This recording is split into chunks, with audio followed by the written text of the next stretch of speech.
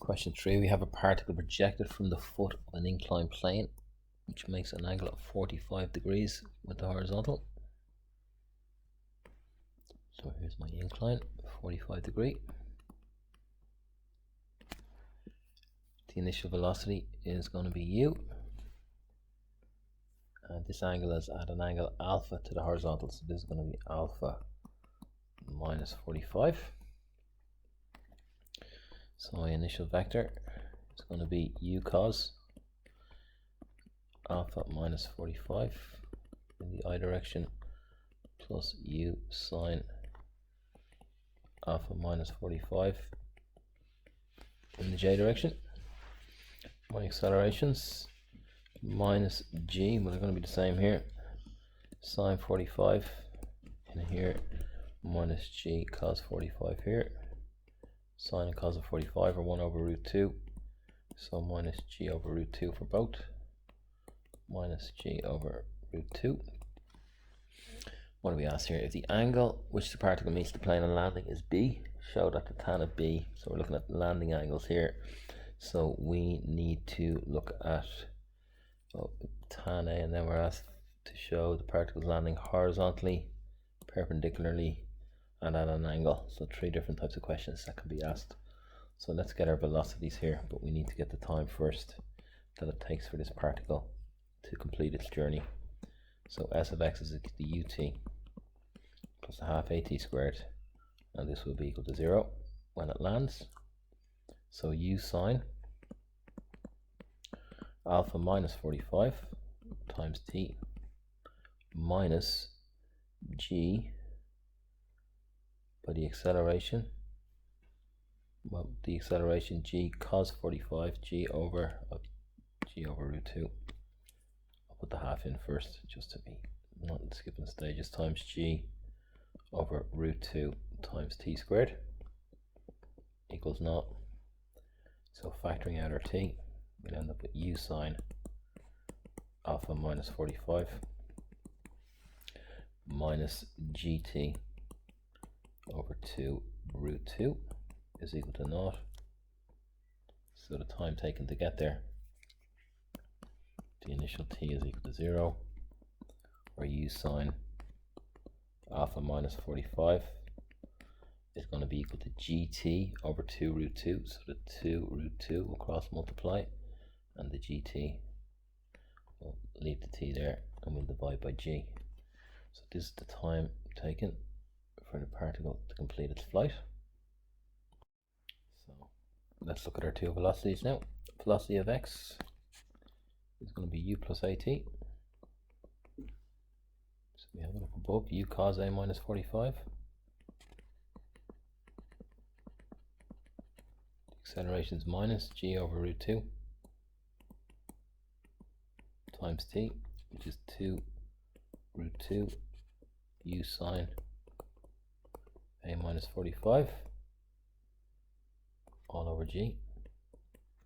My g's will cancel, my root 2's will cancel, so I'm left with u cos a minus 45 minus 2u sine a minus 45.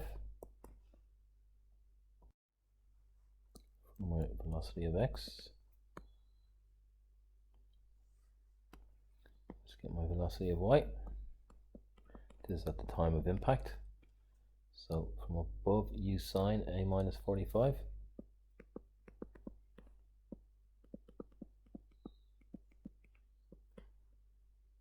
minus at, so minus g over root 2 times t. Well, this is going to work out to be the same.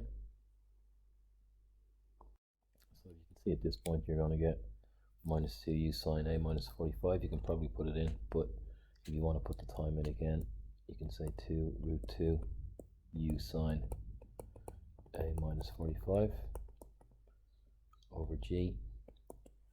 Do your cancellations. Now you have u sine a minus 45 minus 2u sine a minus 45, which is just going to give minus 1u sine a minus minus 45. And this is my velocity in y at point of impact. So what can we say? We can say minus the velocity of y over the velocity of x is equal to the tan of the landing angle. Do they give us any information on the landing angle? They do. They tell us it's equal to tan b. So let's put this information in. Minus the velocity of y is just going to be u sine a minus 45. Put the tan b here. Divided by velocity of x, u cos a minus 45. Minus 2u sine a minus 45.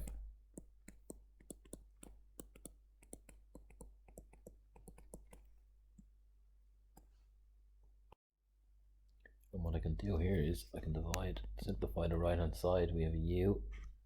So if I divide every term by u cos a minus 45, u sine a minus 45 will be divided by u cos a minus 45 on top, which is going to be the tan of a minus 45. And on the bottom, you're just going to have 1, I don't need to write it out again, minus 2u sine a minus 45 divided by the cos, or u cos a minus 45. So we'd end up with, on top, the tan of a minus 45, and on the bottom 1 minus twice the tan of a minus 45. Yeah, where to go from here? Okay, a couple of approaches. I think we might divide everything by tan a minus 45, but tan a minus b is equal to tan a minus tan b over 1 plus tan a tan b. So we can definitely simplify that because we have a 45 in there. So this would be tan a minus 1. The tan of 45 is 1 over 1 plus tan a times 1. So just 1 plus tan a.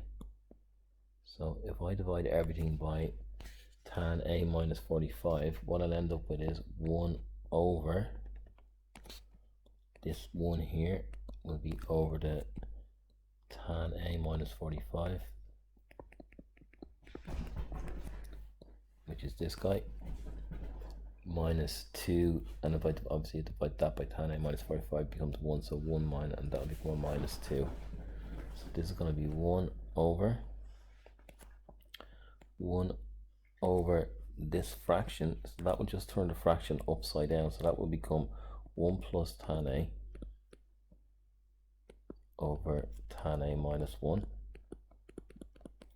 That will be minus 2, and if I simplify the bottom fraction, I'm going to get 1 over, cross multiplying, 1 plus tan a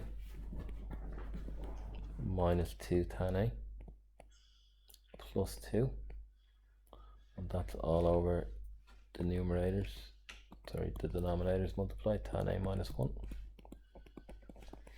So what we end up with is, this is a fraction on the bottom, turn it upside down, the tan a minus 1 ends up on top.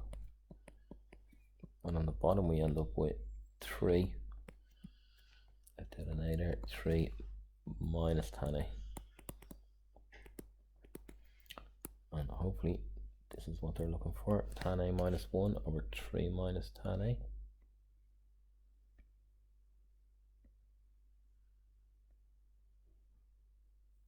Tan a minus 1 over 3 minus tan a. And the last part of these questions, if it lands horizontally like this, this is their z, so it's going to be 45 degrees, so you're just subbing these values in perpendicularly like this. It'll be undefined slope, so the bottom of your fraction will need to be equal to 0, and then just let your answer equal a third, and you guys can finish off that. I'll keep this video under 10 minutes.